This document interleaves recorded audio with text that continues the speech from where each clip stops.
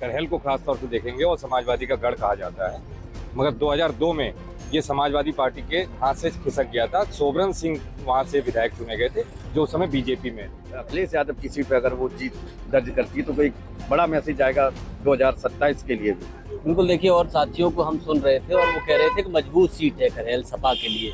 ये बात बिल्कुल भी कहना गलत नहीं होगा कि समाजवादी पार्टी की ये सीट मजबूत नहीं है, क्योंकि लंबे समय से समाजवादी पार्टी कब्जा रहा। तो समाजवादी का गढ़ है और विकास के की बात की जाए तो समाजवादी पार्टी के कार्यकाल में ही ज़्यादा जो विकास हो। अब करहल की अगर बात करें विकास की, तो बीजेपी अगर कोई अपना प्रत्याशी उतारती है तो बीजेपी अपना प्रत्याशी क्या मुद्दे रहेंगे, क्या किस बेस पे वोट मांगेगी। इलेक्शन कमीशन ने आज तारीखों का ऐलान कर दिया है।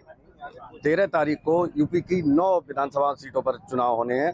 एक सबसे जो चौंकाने वाली बात सामने आई है, मिल्कीपुर जो कि सबसे ज़्यादा चर्चा में वो सीट थी, उस पर अभी कोई उसकी डिक्लेयर नहीं हुई है तारीख कि कब चुनाव होगा।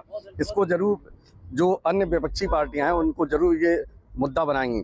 मैनपुरी की जो करहल सीट है जिसमें कि अखिलेश यादव ने इस्तीफा दिया, उसके बाद ये खाली हुई। समाजवादी पार्टी ने तेज प्रताप यादव को पहले ही घोषित कर दिया, लेकिन बीजेपी, बसपा और अन्य जो पार्टियां हैं उनके प्रत्याशी अभी तक घोषित नहीं है। हमारे साथ हैं मैनपुरी के कुछ वरिष्ठ पत्रकार, आइए उनसे जानते हैं कि क्या रहेगा करहल का माहौल इस बार। क्या नाम है? दीपक।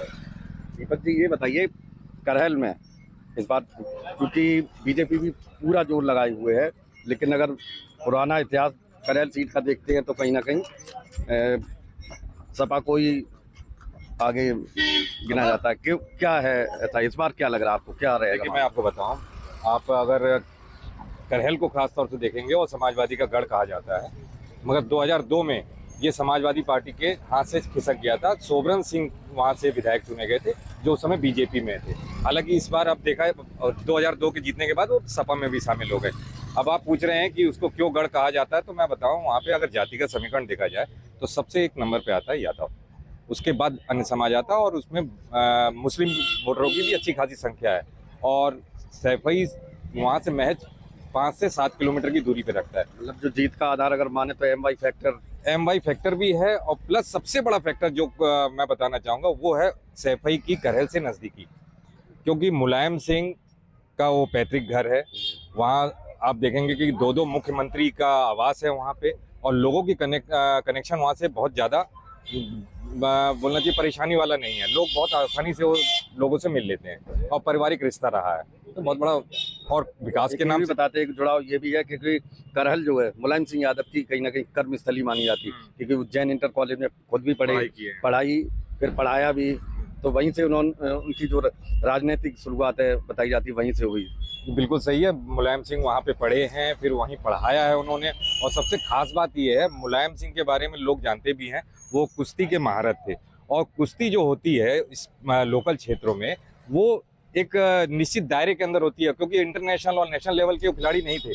तो वो गांव में जो बहुत प्रचलन में रहता था उस समय कुश्ती, तो जिस एरिया में जहाँ कुश्ती लड़ते थे तो उनका नाम बहुत ज़्यादा था। मुलायम सिंह को पहलवान के नाम से भी जाना जाता, हालांकि आगे चल के वो राजनीतिक पहलवान के तौर पे देखे जाने लगे। चरखा दाव बहुत फेमस था, और राजनीति में भी उसको बोलते हैं, जब वो दाव चलते हैं, कोई निर्णय लेते हैं, उसको चरखा दाव से ही उसको संबोधित किया जाता है। चरखा दाव चल दिया मुलायम सिंह ने और ये परिणाम सामने लाए। और मैं कुश्ती की बात बता रहा था, कुश्ती क्योंकि लड़ते थे और गांव-गांव जाके लड़ते थे, तो उनके संबंध बहुत करीबी बन चुके थे लोगों के साथ।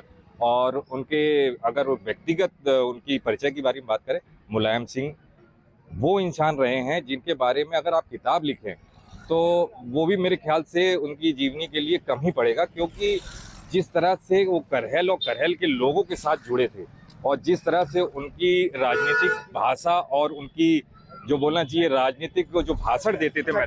बीजेपी की अगर बात करें, बीजेपी भी इस बार पूरा जोर लगा रही है। तमाम डिप्टी सीएम कई मतलब दौरे हुए, तमाम बड़े नेता। हाँ, तो बीजेपी कहीं हल्के में मतलब इस इलेक्शन पे पूरा फोकस किए हुए है। नहीं, मेरे को इसमें कहने में कतई कोई गुरेज नहीं है कि बीजेपी इस सीट पे बहुत ध्यान दे रही है, और वो ध्यान देने का जहाँ तक मेरा कारण अपना व्यक्तिगत राय है, बीजेपी ये बाई इलेक्शन है, और बाई इलेक्शन में वो इसलिए और अपना जोर लगा रही है कि किसी तरह से वोट मार्जिन है जो उनका हार का आंकड़ा होता था और सपा की जीत का आंकड़ा होता था, वो काफ़ी ज़्यादा होता था, लाखों की संख्या में होता था।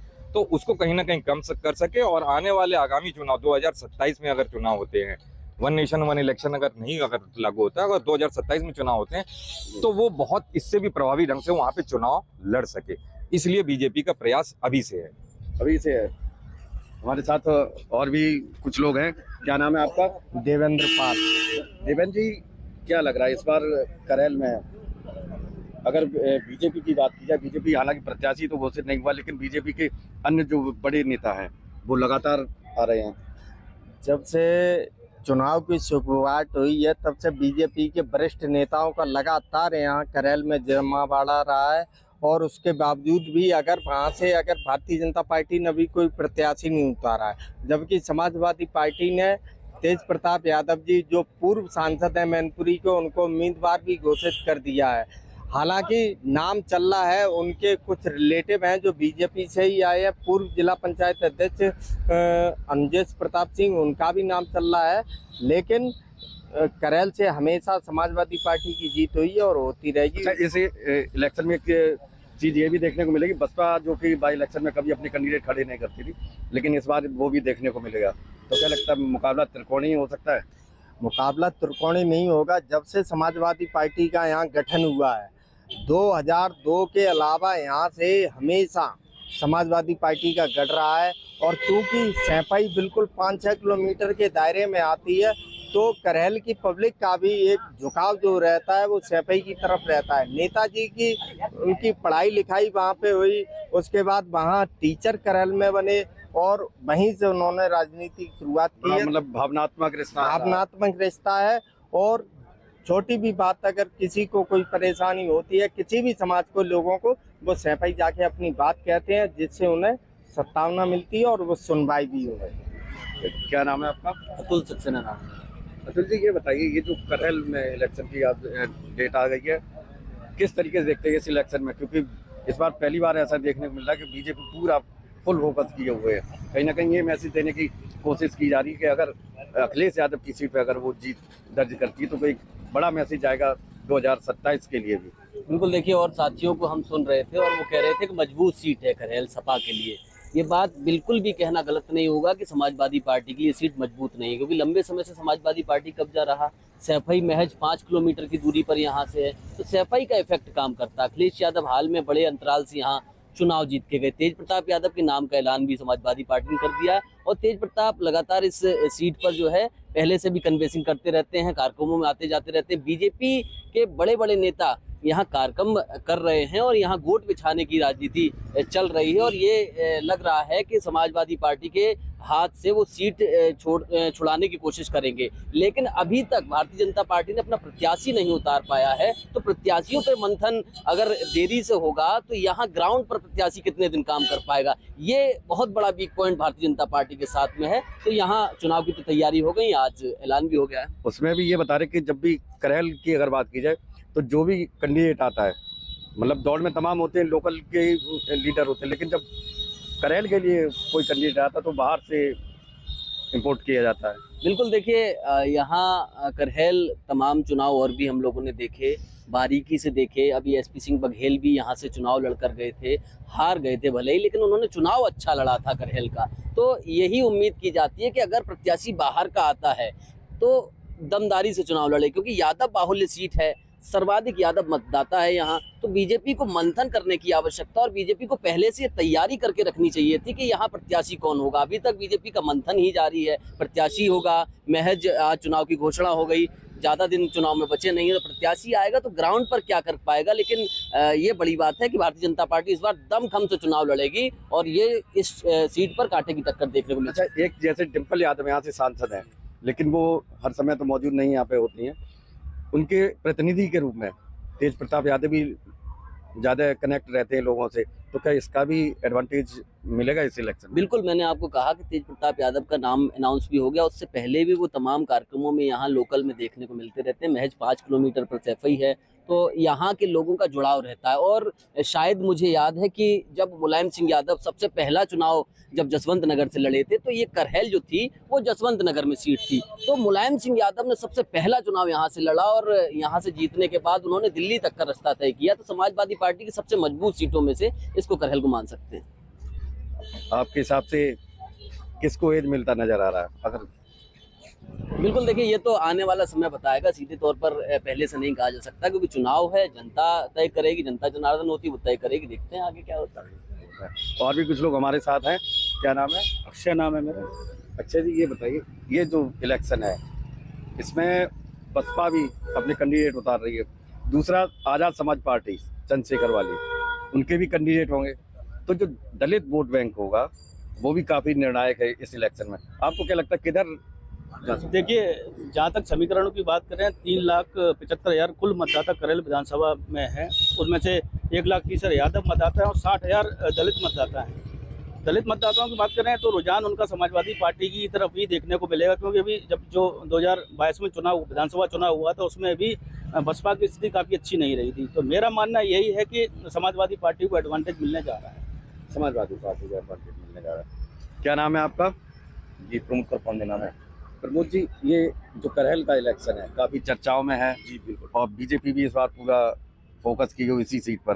तमाम आपने देखा होगा नेता यहाँ पे आए, बीजेपी के मुख्यमंत्री, उप मुख्यमंत्री, यहाँ तक की जिम्मेदारी भी ब्रजेश पाठक को यहाँ की सौंपेगी कमान, और भी तमाम मंत्री आ रहे हैं। तो इस बार चुनाव क्या लगता है आपको? देखिए, चुनाव की अगर बात की जाए तो ये करेल सीट एक बहुत अहम सीट है, क्योंकि यहाँ पे जो समाजवादी पार्टी के जो राष्ट्रीय अखिलेश यादव यहाँ से विधायक जो चुने गए थे, उसके बाद वो कन्नौज जो मैनपुरी और कन्नौज की जो सीट है, लगातार समाजवादी की सांसदीय सीट ले लो या विधायकी कोई सीट ले लो तो समाजवादी का गढ़ है। और विकास की बात की जाए तो समाजवादी पार्टी के कार्यकाल में ही ज़्यादा जो विकास हो। अब करेल की अगर बात करें विकास की, तो बीजेपी अगर कोई अपना प्रत्याशी उतारती है तो बीजेपी अपना प्रत्याशी क्या मुद्दे रहेंगे, क्या किस बेस पे वोट मांगेगी, तो कुछ बेस होती है। अगर पूछा जाता है तो ऐसा कोई खास मुद्दा नहीं, कोई विकास नहीं है। अगर समाजवादी पार्टी की बीजेपी ने कोई विकास नहीं अभी कोई ऐसा कोई विकास नहीं है जो बीजेपी ने किया हो, ऐसा तो मुझे कोई नजर नहीं निकल। जो समाजवादी की अगर बात कर ली जाए तो उनके कार्यकाल में जो विकास हुआ है।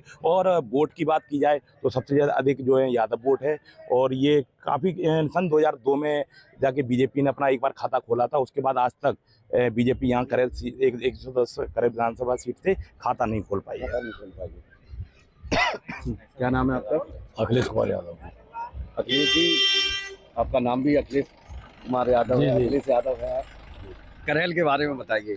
करेल मैनपुरी बहुत पहले से कही जाने वाली मुलायम सिंह की गढ़ कहने वाला है, कर्म क्षेत्र भी रही है उनकी, और पास में ही सैंपई पड़ती है, तो सैंपई माना जाए उनकी जन्मभूमि है, कर्म भूमि पास ही पास रहा है उनका। कहने जाने वाली यही बाउल क्षेत्र है, यादव बाउल क्षेत्र है, हमेशा समाज पार्टी गढ़ माना जा रहा है। और रही बात करेल क्षेत्र की, तो अखिलेश यादव राष्ट्रीय अध्यक्ष समाज पार्टी के, उन्होंने अभी जीत हासिल की थी। बहुत टफ इलेक्शन हुआ, लोगों को कहना था नहीं हार जाएंगे, लेकिन बहुत अच्छी जीत उनकी हुई। इस बार भी उनका अच्छा, अगर बीजेपी किसी यादव कैंडिडेट को लेकर आती है, हालांकि चर्चा अंजेश यादव की काफी है, तो क्या लगता है कि कुछ यादव वोट बैंक में सेंधमारी कर पाई बीजेपी? जी नहीं, ऐसा नहीं है। सिर्फ आदमी यहाँ का यादव हमारे समाज पार्टी को मानता है, किसी यादव को नहीं मानता। ओनली समाजवादी पार्टी को अपना नेता मानता है। जो समाज पार्टी से चुन के जिसको टिकट दिया जाएगा उसी को वोटिंग करेगा। अदरवाइज किसी other party Yadav vote ticket दे भी देती है तो कोई जीरो रहेगा, कोई मतलब उसका महत्व नहीं होगा। कहने मतलब हमारा अच्छा, जो बीजेपी के तमाम नेता यहाँ पे पूरा जोर लगाए हुए हैं जी, एक दिन अभी तमाम मुख्यमंत्री ने शिलान्यास भी किया कई योजनाओं का, लेकिन बाद में पता चला है कि उसके बारे में चर्चा जो है कि वो तमाम योजनाओं को कैंसिल कर दिया गया। जी, पहली बात तो ये है, कभी मैनपुरी में बीजेपी के प्रतिनिधि रहा। पहली बार सदर मैनपुरी से जयवीर सिंह जो माननीय मंत्री जी है अभी उत्तर प्रदेश सरकार में, तो एक बार 2002 में सुब्रन सिंह बीजेपी से एक बार खाता खोला था, उसके बाद प्रतिनिधि यहाँ रह रही, तो विकास नहीं बीजेपी को पाया है। हमेशा समाजवादी पार्टी का ही प्रतिनिधि चुना गया यहाँ। जिला पंचायत रही, अब की बात जिला पंचायत बीजेपी खाते में अलग बात है, लेकिन विकास के नाम पे किसी पार्टी का कोई वर्चस्व नहीं रहा है समाजवादी पार्टी के अलावा। मुलायम सिंह रहे, उन्होंने विकास करवाया। उसके बाद अभी भी वर्चस्व जो है कही जाने वाली वो समाजवादी पार्टी का। समाजवादी पार्टी। जी, क्या नाम है आपका? मेरा नाम रमेश है। रमेश जी, ये बताइए, इस इलेक्शन में वैसे तो जो टक्कर मानी जा रही है कि समाजवादी पार्टी और बीजेपी के बीच देखने को, लेकिन यहाँ पे बसपा और आजाद समाज पार्टी उनके भी कैंडिडेट हैं। देखिए, सबसे पहली बात तो ये करहल विधानसभा का जो चुनाव है वो किसी से कोई टकराव है ही नहीं। यहाँ पे सब समाजवादी पार्टी कर रहा है। केवल 2002 में भारतीय जनता पार्टी ने एक बार अपना जो कमर खिलाया था, उसके बाद से लेकर अभी तक लगातार सपा का गढ़ रहा है। और यहाँ पर हालांकि वोट अच्छे मिलते हैं, लेकिन आप कहो कि वो वहाँ पे फाइट करके जीत जाए, उसका थोड़ा मुश्किल रहता है। तो और रही बात दो पार्टियों की, आपने बताई आर्य समाज पार्टी और बसपा, उनका तो यहाँ पे थोड़ा बहुत ज़्यादा प्रॉब्लम में रहेंगी वो, और कह सकते हैं कि थोड़ा वोट कम अच्छा, रहेगा। दलित वोट बैंक का क्या लग रहा है आपको? किधर? दलित, यहाँ का जो दलित वोट बैंक है जो ज़्यादातर समाजवादी पार्टी की तरफ है, क्योंकि समाजवादी पार्टी जो करहल सीट है वो बिल्कुल सैफई के नज़दीक है। सैफई नज़दीक होने से उनका सुख दुख में और हर तरीके से साथ देते हैं वो लोग, अखिलेश यादव परिवार, वो सभी लोग आराम से वहाँ पे पूरा आते जाते हैं। इस चक्कर में सभी जो और भी जाते हैं और भी समीकरण है वो ज़्यादातर सपा की तरफ जाती है। अच्छा, तो ये थे हमारे साथ में मैनपुरी के पत्रकार जिन्होंने कि अपनी ओपिनियन रखी करहल सीट के बारे में, और कहीं ना कहीं इनके हिसाब से और जो पुराना रिकॉर्ड है तो अभी तक तो जो है समाजवादी पार्टी को एज मिलता दिखाई दे रहा है। बाकी 13 तारीख को जो इलेक्शन होगा, कौन जीतेगा और कौन हार का मुंह देखेगा, ये तो आने वाला वक्त ही तय करेगा। पुष्पेंद्र सिंह, मैनपुरी, यूपी तक।